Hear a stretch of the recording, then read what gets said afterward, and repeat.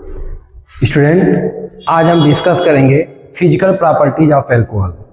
इसके पीछे लेक्चर में हम लोगों ने अल्कोहल और फिनाल दोनों के प्रिपरेशन को हम लोगों ने देख लिया था। आज हम डिस्कस करेंगे physical property of alcohol. First, अगर हम बात करते हैं फिजिकल स्टेट की,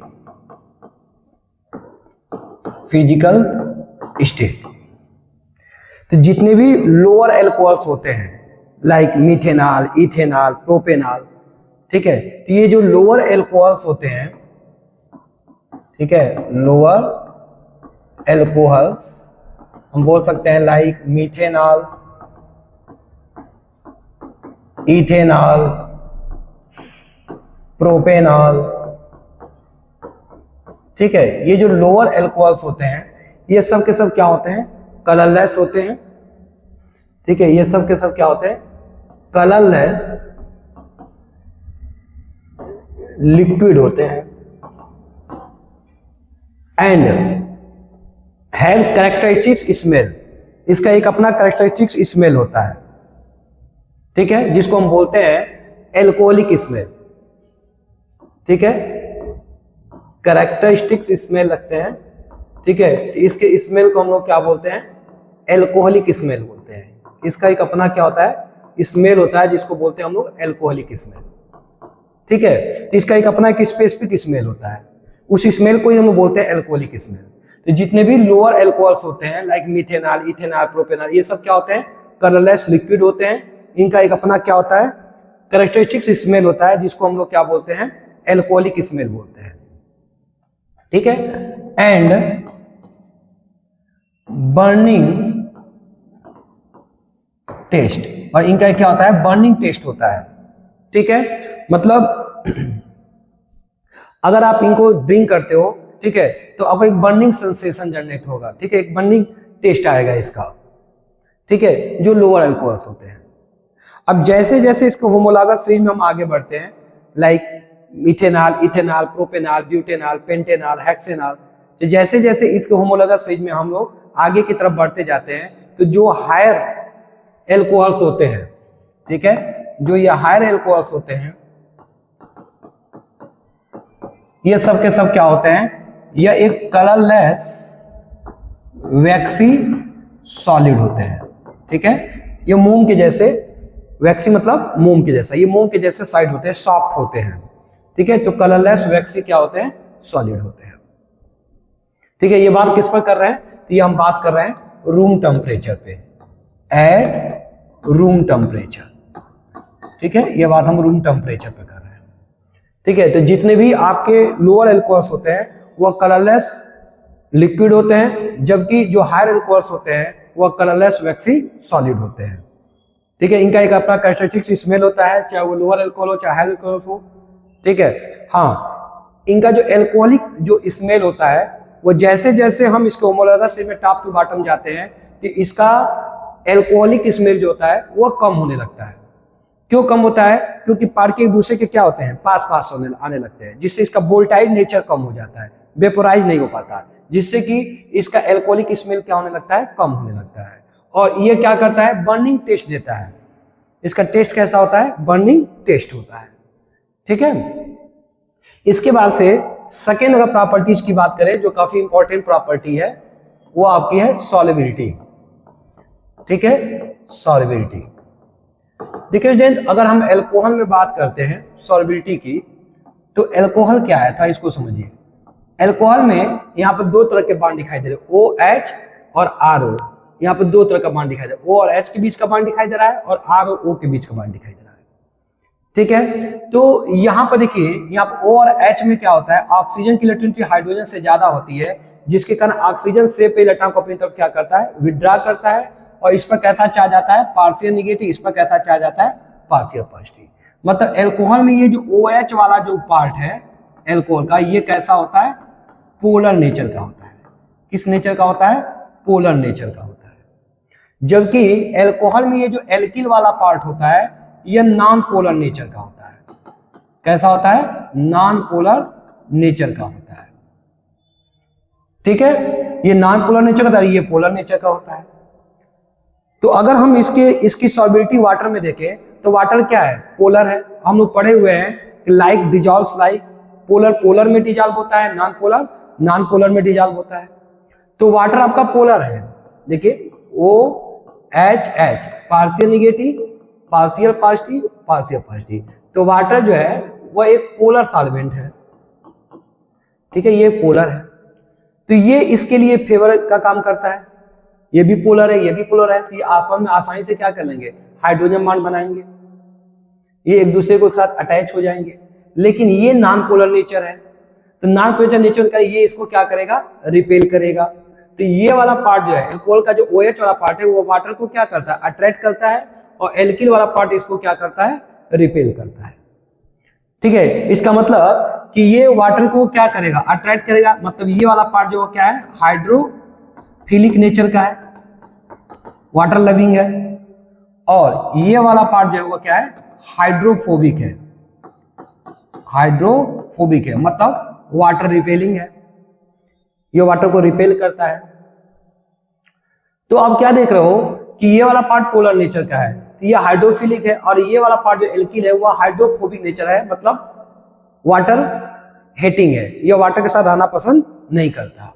ठीक है, तो चूंकि अगर हम लोअर एल्कोहल की बात करते हैं तो जो लोअर एल्कोहल होते हैं जैसे ये ROH है, ठीक है, ये क्या करता है, वाटर के साथ हाइड्रोजन बॉन्ड बना लेता है, partial negative, partial positive, partial positive, partial positive, partial negative. ये क्या बना लिया, ये हाइड्रोजन बॉन्ड बना लिया, इंटर मॉलिक्यूलर हाइड्रोजन बॉन्ड बन गया। आपको मालूम है 2 तरह के हाइड्रोजन बॉन्ड होते हैं, कौन कौन, इंटरमॉलिक्यूलर, इंट्रामॉलिक्यूलर। अगर एक ही मॉलिक्यूल के अंदर बनता है तो उसको बोलते हैं इंट्रामॉलिक्यूलर, और 2 मॉलिक्यूल के बीच में बनता है तो उसको बोलते हैं इंटरमॉलिक्यूलर। हम इसको भी 2 पार्ट में डिवाइड कर सकते हैं। अगर दोनों मॉलिक्यूल सेम है तो होमो इंटरमॉलिक्यूलर हाइड्रोजन बॉन्ड, और दोनों मॉलिक्यूल डिफरेंट है तो हेट्रो इंटरमॉलिक्यूलर हाइड्रोजन बॉन्ड। तो यहाँ पर कौन सा हाइड्रोजन बॉन्ड है, हेट्रो इंटरमॉलिक्यूलर हाइड्रोजन बॉन्ड है, क्योंकि ये एल्कोहल है और ये क्या है, वाटर है। तो जो लोअर एल्कोहल्स होते हैं, ध्यान दीजिएगा, वे तो वाटर में सॉल्युबल होते हैं, लेकिन जैसे जैसे क्या होता है कि एल्की ग्रुप बढ़ने लगता है, मेथिल, एथिल, प्रोपिल, ब्यूटिल, ठीक है, तो OH ग्रुप के बढ़ने, एल्की ग्रुप के बढ़ने के कारण, मतलब हाइड्रोफोबिक ग्रुप के बढ़ने के कारण एल्कोहल की सॉल्युबिलिटी जो होती है वाटर में क्या होने लगती है, कम होने लगती है। क्योंकि हाइड्रोफोबिक ग्रुप जो होगा वो वाटर को क्या करेगा, रिपेल करेगा, जिससे वाटर आ नहीं पाएगा। और जब वाटर आ नहीं पाएगा तो वह हाइड्रोक्सिल वाला जो पार्ट है इसको हम लोग क्या बोलते हैं, हाइड्रोक्सिल, ठीक है, जो कि पोलर नेचर का है। तो इसके साथ यह हाइड्रोजन बॉन्ड नहीं बना पाएगा, और जब बना नहीं पाएगा तो यह डिजॉल्व नहीं हो पाएगा। तो लोअर एल्कोहल तो आल प्रोपोर्शन में सॉल्युबल होते हैं, ठीक है, आप किसी प्रोपोर्शन में लीजिए वो डिजॉल्व हो जाते हैं। लेकिन जैसे जैसे इसको होमोलॉगस में टॉप टू बॉटम जाते हैं, जैसे methanol, ethanol, propanol, butanol, pentanol, hexanol, जैसे जैसे बड़े बड़े एल्कोहल्स आने लगते हैं, इसकी सॉल्युबिलिटी इन वाटर क्या होने लगती है, डिक्रीज करने लगती है। क्यों डिक्रीज करने लगती है, due to increasing the hydrophobic alkyl group, hydrophobic alkyl group. अगर हम यहाँ पर ऑर्डर ऑफ सॉल्युबिलिटी देखें, order of solubility in water देखें, ठीक है, तो आपको क्या दिखाई देगा, ये मीथेनॉल है, ये इथेनॉल है, ठीक है, ये प्रोपेनॉल है, ठीक है। तो जैसे जैसे हम क्या करेंगे, मीथेनॉल, इथेनॉल, प्रोपेनॉल की तरफ बढ़ाएंगे, इसकी सॉल्युबिलिटी इन वाटर क्या करेगी, डिक्रीज करेगी। क्यों डिक्रीज करेगी, क्योंकि एल्किल ग्रुप बढ़ रहा है, और एल्किल ग्रुप का नेचर कैसा है, हाइड्रोफोबिक है, इसलिए इसकी सॉल्युबिलिटी इन वाटर क्या करेगी, डिक्रीज करेगी। अच्छा, इसमें एक चीज और ध्यान दीजिएगा कि अगर हम पास कोई ऐसा एल्कोहल है जिसमें नंबर ऑफ OH ग्रुप ज्यादा है, नंबर ऑफ OH ग्रुप क्या है, ज्यादा है, तो उसकी सॉल्युबिलिटी इन वाटर क्या कर जाएगी, इंक्रीज कर जाएगी। मतलब हम ये कहते हैं, ध्यान दीजिएगा, solubility of alcohol, solubility of alcohol in water, ठीक है, डायरेक्टली प्रोपोर्शनल टू क्या होता है, number of OH group. OH group के डायरेक्टली क्या होता है, प्रोपोर्शनल। जितना ज्यादा OH ग्रुप होगा, मतलब जितना ज्यादा हाइड्रोक्सी ग्रुप होगा, मतलब जितना ज्यादा पोलर वाला ग्रुप होगा, उसका वाटर के अंदर सॉल्युबिलिटी उतनी क्या होगी, ज्यादा होगी। जैसे मान लीजिए मेरे पास ये कोई कंपाउंड है CH3 CH2OH, ठीक है, CH3 CH2, यहां भी एक OH है, यहां भी एक OH है, और यहां पर देखिए CH3, इसको 2 ले लेते हैं, CH3 CH2 CH2 OH OH OH।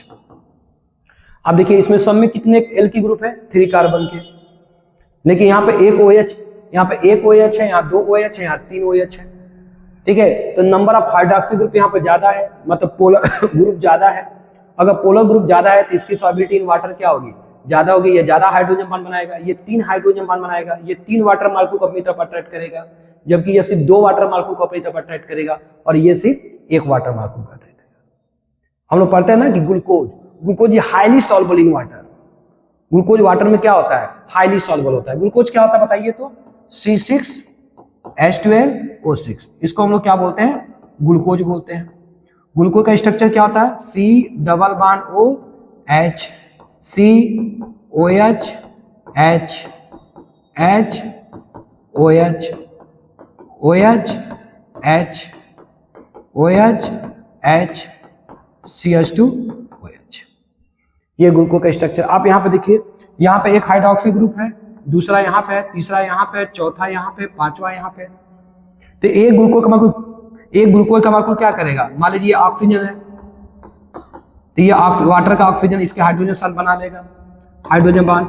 यहाँ पर वाटर का ऑक्सीजन हाइड्रोजन के साथ, यहाँ पर वाटर का ऑक्सीजन हाइड्रोजन के साथ, वाटर का ऑक्सीजन हाइड्रोजन के साथ, और यहाँ पर भी वाटर का ऑक्सीजन हाइड्रोजन से, और यहाँ पर क्या होगा, वाटर का हाइड्रोजन इस ऑक्सीजन के साथ बना देगा। तो आप क्या देख रहे हो, ग्लूकोज का एक मॉलिक्यूल जो है वो 6 वाटर मॉलिक्यूल को अपनी तरफ क्या कर रहा है, अट्रैक्ट कर रहा है। और यही रीजन है कि glucose highly soluble in water. Glucose क्या होता है, बहुत ही ज्यादा वाटर के अंदर क्या होता है, सॉल्युबल हो जाता है, आसानी से क्या हो जाता है, डिजॉल्व हो जाता है। क्लियर है सबको। तो ये बात हो गई सॉल्युबिलिटी की। तो इसका मतलब जो लोअर एल्कोहल्स होंगे वो हाईली सॉल्युबल इन वाटर होंगे, और जैसे जैसे नंबर ऑफ एल्किल ग्रुप बढ़ेगा इसकी सॉल्युबिलिटी क्या करेगी, वाटर में डिक्रीज करेगी, लेकिन ऑर्गेनिक सॉल्वेंट में क्या करेगी, इंक्रीज करेगी। मतलब जो हायर एल्कोहल्स होते हैं वो they are soluble in organic solvent easily, like chloroform, carbon tetrachloride, carbon disulphide, इस समय आसानी से क्या हो जाते हैं, डिसॉल्व हो जाते हैं, बेंजीन, टॉल्यूइन। क्लियर है। चलिए अब हम नेक्स्ट प्रॉपर्टी के बारे में थोड़ा डिस्कस करेंगे, इसको भी थोड़ा नोट कर लीजिए। फिजिकल स्टेट, सॉल्युबिलिटी,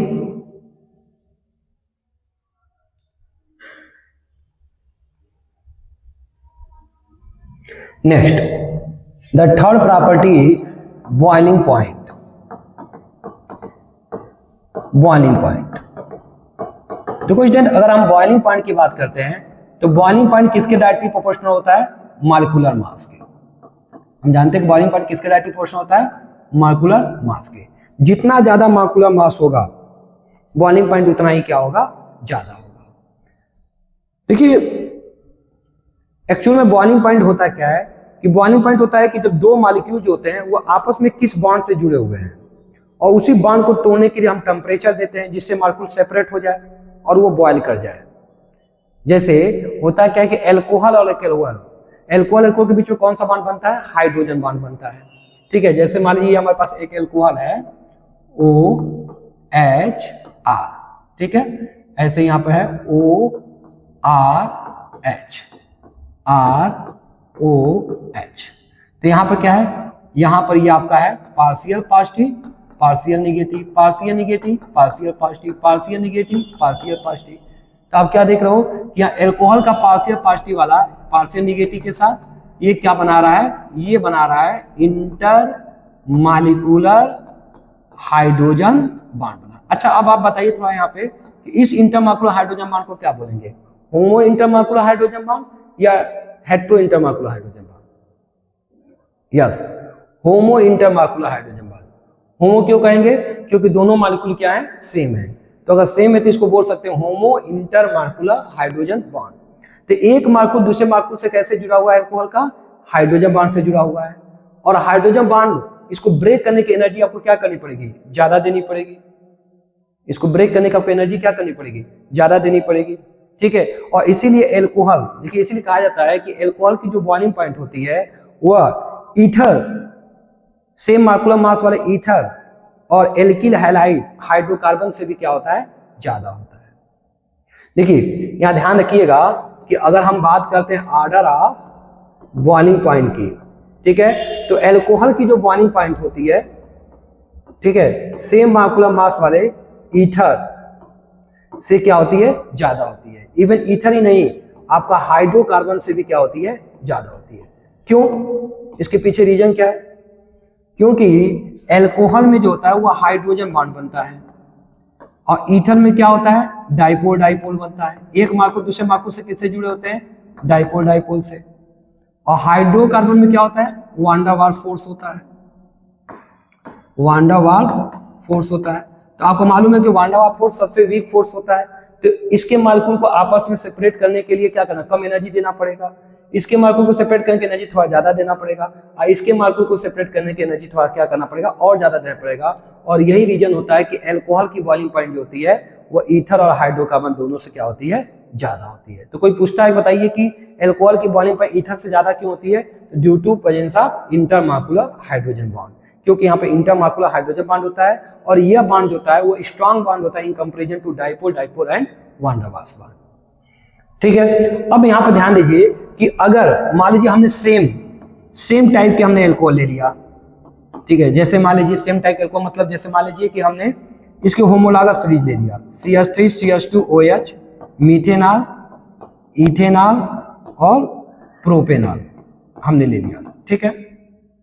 तो यहाँ पे देखिए, यहाँ पे मीथेनॉल के मार्कुल के साथ अटैच होंगे, इथेनॉल के साथ अटैच होगा, प्रोपेनॉल के साथ अटैच होगा। तो सब में हाइड्रोजन बॉन्ड है। तो अगर सब में हाइड्रोजन बॉन्ड है तो इस केस में हम लोग बॉइलिंग पॉइंट कैसे फाइंड आउट करेंगे? मार्कुलर मास से। जिसका मार्कुलर मास ज्यादा होगा उसका बॉइलिंग पॉइंट क्या होगा? ज्यादा होगा। तो देखिए इसका मार्कुलर मास ज्यादा है तो इसका बॉइलिंग पॉइंट ज्यादा होगा, इसका कम और इसका क्या होगा? सबसे कम। तो जैसे जैसे इसको होमोलॉगस सीरीज में हम लोग टॉप टू बॉटम जाते हैं, बॉइलिंग पॉइंट क्या करती है? बढ़ती है, क्योंकि मार्कुलर मास क्या करता है? बढ़ता है। वहीं अगर मैं ये पूछूं कि अगर सेम मार्कुलर मास वाले एल्कोहल हो, CH3 CH2 CH2OH और CH3 CH CH3OH, ठीक है, तो यहां पर आप देखेंगे तो यहां पर कार्बन कितने हैं? 3, यहां भी कार्बन 3। हाइड्रोजन देखिए तो हाइड्रोजन कितना है? 3 2 5 2 7 और 1 8, 3 3 6 7 और 1 8। और ऑक्सीजन कितना है? 1। तो दोनों का मार्कुलर मास क्या हो गया? सेम हो गया। तो अगर मार्कुलर मास सेम हो जाता है तो boiling point directly proportional to किसके होता है? सरफेस एरिया के। सरफेस एरिया के डायरेक्टली प्रोपोर्शनल या ब्रांचिंग के क्या होता है? Inversely proportional. ध्यान दीजिएगा स्टूडेंट, एक चीज ध्यान रखिएगा, कभी भी फॉर्मूला डायरेक्ट इसको नहीं लगाएंगे। पहले आप किसको सोचेंगे? मार्कुलर मास को। पहले किसको सोचेंगे? मार्कुलर मास को, ठीक है। अगर मार्कुलर मास नहीं बता पाता है तब किसको लेकर के आते हैं? Surface area branching. किस केस में? जब आपसे जो क्वेश्चन पूछा जाए उस क्वेश्चन में जितने भी स्पीशीज हो सब के सब क्या हो? एल्कोहल हो, ठीक है। तो उस केस में मार्कुलर मास को और फिर हम देखते हैं सरफेस एरिया और फिर ब्रांचिंग को। क्लियर है? ब्रांचिंग के इनवर्सली प्रोपोर्शनल और सरफेस एरिया के क्या होता है? Directly proportional. क्लियर है सबको? Any doubts? अब देखिए, अब यहां पर देखिए कि यहां पर किसका बॉइलिंग पॉइंट सबसे ज्यादा होगा? तो यहां देखिए, यहां पर सरफेस एरिया क्या है? यहां पर देखिए, यहां पर सरफेस एरिया देखिए बड़ी है और यहां सरफेस एरिया क्या है? छोटी है। या ऐसे भी देख सकते हो, देखिए यहाँ पर 4 एटम है सरफेस में, यहाँ पर 3 ही एटम है सरफेस में। या ऐसे देख सकते हो कि यहाँ पर कोई ब्रांचिंग नहीं है, यहाँ पे क्या है? ब्रांचिंग है। अब चूंकि ब्रांचिंग है तो इसका बॉइलिंग पॉइंट कम होगा, यहाँ पर ब्रांचिंग नहीं है तो इसका मतलब इसका बॉइलिंग पॉइंट क्या होगा? ज्यादा होगा। आ रहा समझ में? इसकी क्या होगी? बॉइलिंग पॉइंट ज्यादा होगी, इसकी बॉइलिंग पॉइंट क्या होगी? कम होगी, ठीक है। चलिए एक और एग्जांपल लेकर समझ लेते हैं हम लोग, ठीक है। CH3 CH2 CH2 CH2OH, ठीक है।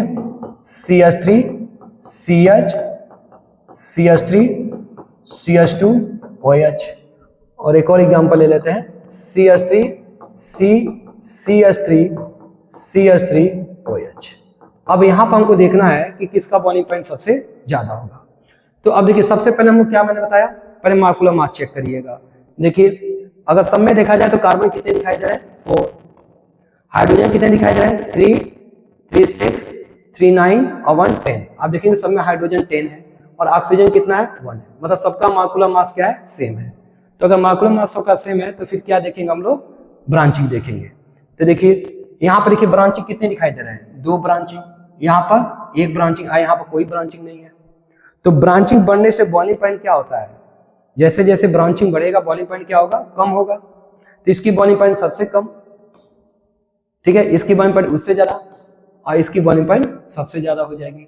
या ऐसे देखिए इसकी सरफेस एरिया को देखिए, तो यहाँ पर सरफेस एरिया 4 कार्बन का है और 1 ऑक्सीजन का है, यहाँ पर सरफेस एरिया 3 कार्बन का 1 ऑक्सीजन का, और यहाँ पर देखा जाए तो सरफेस एरिया 3 कार्बन का और 1 ऑक्सीजन, ठीक है। तो ये आपका हो गया आपका बॉइलिंग पॉइंट का, क्लियर है। तो ये तो हो गया बॉइलिंग पॉइंट का ऑर्डर, ठीक है। अब नेक्स्ट प्रॉपर्टी जो है 4th हमारी है प्रॉपर्टी, वो हमारा है डेंसिटी। किसकी है, डेंसिटी। डेंसिटी की अगर हम बात करते हैं तो डेंसिटी की अगर हम बात करते हैं तो डेंसिटी जो होता है, आपको मालूम है डेंसिटी क्या होता है बताइए। डेंसिटी इक्वल टू होता है मास अपॉन वॉल्यूम, ठीक है।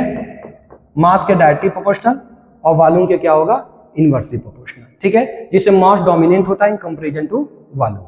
तो फिर वही बात है कि अगर हमको डेंसिटी बतानी हो तो डेंसिटी किसके डायरेक्टली प्रोपोर्शनल है, मॉलिक्यूलर मास के, मॉलिक्यूलर मास के डायरेक्टली प्रोपोर्शनल। जैसे मान लीजिए हमारे पास मीथेनॉल है, इथेनॉल है, प्रोपेनॉल है। तो देखिए यहाँ पर क्या हो रहा है, यहाँ पर देखेंगे तो मॉलिक्यूलर मास क्या कर रहा है, बढ़ रहा है। अगर मॉलिक्यूलर मास बढ़ रहा है इसका मतलब डेंसिटी भी क्या कर रही है, बढ़ रही है। मॉलिक्यूलर मास बढ़ रहा है इसका मतलब डेंसिटी क्या कर रही है, बढ़ रही है। और वहीं अगर हम बात करते हैं यहाँ पर देखिए, अगर यहाँ पर देखा जाए CH3 CH2 CH2 CH2OH और CH3 CH CH3 CH2OH और CH3 C CH3 CH3OH, ठीक है। तो यहाँ आप क्या देख रहे हो कि यहाँ पर देखिए सब में क्या है, सब में जो है मॉलिक्यूलर मास देखा जाए, सब में कार्बन 4 है, हाइड्रोजन 10 है, ऑक्सीजन क्या है 1 है, मॉलिक्यूलर मास सेम है।